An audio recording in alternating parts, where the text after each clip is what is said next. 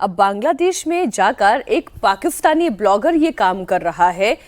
हम अभी तक ये केवल चर्चा करते थे अजीत जी कि कितना पोरस हमारा बॉर्डर है, ये पाकिस्तानी ब्लॉगर दिखा रहा है। ये हो क्या रहा है? ये तो बहुत खतरनाक है। ये बहुत ज्यादा भारत के लिए बड़ी चिंता की बात है। जहां भी पोरस बॉर्डर है, अभी हम लोगों ने बताया कि 5 देशों के साथ सीमा लग रही है, अगर बांग्लादेश के 5 राज्यों के साथ हमारे, तो उन हर जगह कहीं ना कहीं बॉर्डर खुला हुआ है। बांग्लादेश में भी 600 किलोमीटर से ज्यादा खुला हुआ है, जबकि वहां 2200 किलोमीटर का बॉर्डर बांग्लादेश का है जो पश्चिम बंगाल के साथ लग रहा है। उसमें 600 किलोमीटर से ज्यादा खुला हुआ है। इतना बड़ा एरिया होता है वो, और बाकी राज्यों में भी खुला हुआ है, बिहार में भी खुला हुआ है। तो उन खुले हुए इलाकों से पाकिस्तान के लोग गए, बांग्लादेश आराम से चले गए, क्योंकि वहां तो ISI के अपने ठिकाने हैं। वहां गए और वहां से भारत की सीमा में घुस गए। ये नेपाल की सीमा आप देखिए, वो भी पोरस बॉर्डर है, और सबसे ज्यादा हमारे लिए जो आरक्षित सीमा है वो नेपाल की है। पाकिस्तान से लोग नेपाल जाते हैं और नेपाल से भारत की सीमा में घुस जाते हैं। हम लोग चर्चा करते हैं बांग्लादेश की सीमा पर। ब्लॉगिंग का कुछ अलग सा उद्देश्य आप देखते हैं क्या? देखिए, ये तो आपने कई लोगों को इसने रास्ता दिखा दिया। हाँ भाई, एक तो ब्लॉगर गया, आपने मान लीजिए इसको हम लोग ये भी माने इनोसेंटली कि बड़ा मासूम सा है, ये अपने व्यूज और लाइक्स के लिए कर रहा है, लेकिन ये तो रास्ता दिखा रहा है। कौन जानता है कि ये हो सकता है कि किसी खुफिया एजेंसी का एजेंट हो, मिलिट्री का आदमी हो, जा करके बना रहा है इसने, और ये बताया कि यहाँ से यहाँ तक ये बॉर्डर खुला हुआ है और लोग वहां से घुसे जी। तो ये भी संभावना है ना। ये सब चीजें नेपाल की तरफ से हो रही हैं। बिहार में जो हमारे नेपाल से जो बिहार की सीमा लगती है, वहाँ कई इलाके ऐसे हैं जिनकी चर्चा नहीं होती है, लेकिन मुर्शिदाबाद और मालदा जैसी स्थिति हो गई है। पेट्रोल भराने आ जाते हैं। हाँ, मुर्शिदाबाद और मालदा जैसी आबादी मतलब स्थिति हो गई है। चंदनबाड़ी ढाका का एक इलाका है, आप वहाँ जाकर के देखिए, मुर्शिदाबाद और मालदा और किशनगंज अररिया टाइप की स्थिति हो गई। इसलिए क्यों बार बार देश के प्रधानमंत्री और देश के गृह मंत्री ये कह रहे थे कि हमारी सीमा पर बाड़ेबंदी करना बहुत बहुत बहुत जरूरी है। ये तस्वीर आप देख रहे हैं, ये ब्लॉग्स आप देख रहे हैं। केंद्र सरकार सुपर एक्शन मोड में है। सरकार अब सिर्फ पारंपरिक सैन्य निगरानी तक सीमित नहीं रहना चाहती। देश के बॉर्डर पर खतरों को देखते हुए गृह मंत्रालय ने मिशन बॉर्डर रणनीति पर काम करना शुरू कर दिया है। इसी अभियान के तहत केंद्रीय गृह मंत्री अमित शाह राजस्थान के बीकानेर बॉर्डर के बाद अब गुजरात के कच्छ क्षेत्र के हरामी नाला पहुंचे। ये दौरा केवल सीमा चौकियों का जायजा भर नहीं है, बल्कि आने वाले वक्त में केंद्र सरकार की नई सीमा सुरक्षा नीति का संकेत माना जा रहा है। यहां केंद्रीय मंत्री अमित शाह ने बॉर्डर सिक्योरिटी पर मीटिंग की। अमित शाह ने घुसपैठ का मुद्दा उठाया। कहा, बंगाल में बॉर्डर पर फेंसिंग ना होना सुरक्षा में बड़ी चूक थी।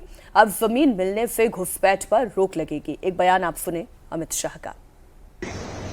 बंगाल की अधूरी बॉर्डर फेंसिंग, भौगोलिक परिस्थिति तो हम बदल नहीं सकते, मगर जहां जमीन बॉर्डर फेंस बन सकती है, वहां पर भी हमें अब तक जमीन नहीं।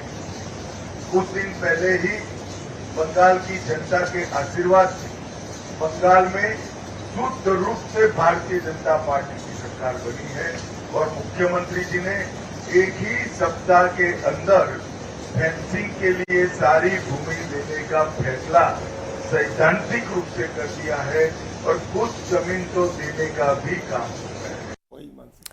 पश्चिम बंगाल के हाकिमपुर चेक पोस्ट से घुसपैठिए खुद वापस जा रहे हैं। एक तस्वीर वो भी आपको दिखा दें। बांग्लादेशी नागरिक खुद ही चेक पोस्ट पर इकट्ठा हो रहे हैं ताकि वे अपने देश वापस लौट सकें। शुभेंदु सरकार ने अवैध रूप से रह रहे घुसपैठियों की धरपकड़ के लिए सभी जिलों में विशेष होल्डिंग और डिटेंशन सेंटर बनाने की घोषणा की। नई सरकार के इस मॉडल को देखते हुए घुसपैठिए खुद ही पश्चिम बंगाल से जा रही हैं। चेक पोस्ट पर पहुंचे हुए लोग BSF के पास अपने बायोमेट्रिक रिकॉर्ड दर्ज करा रहे हैं, दस्तावेज की जांच करा रही हैं, ताकि कानूनी प्रक्रिया के तहत उन्हें बांग्लादेश भेजा जा सके। तो अब ये तीनों खबरें आपस में जुड़ती हुई हैं सचिन जी। पहली बात तो ये कि कितनी आसानी से कोई पाकिस्तानी ब्लॉगर बांग्लादेश में जाकर भारत की सीमा पर आकर खड़ा होकर दिखाए, और कि कितना आसान है यहां से इन्फिल्ट्रेट कर जाना।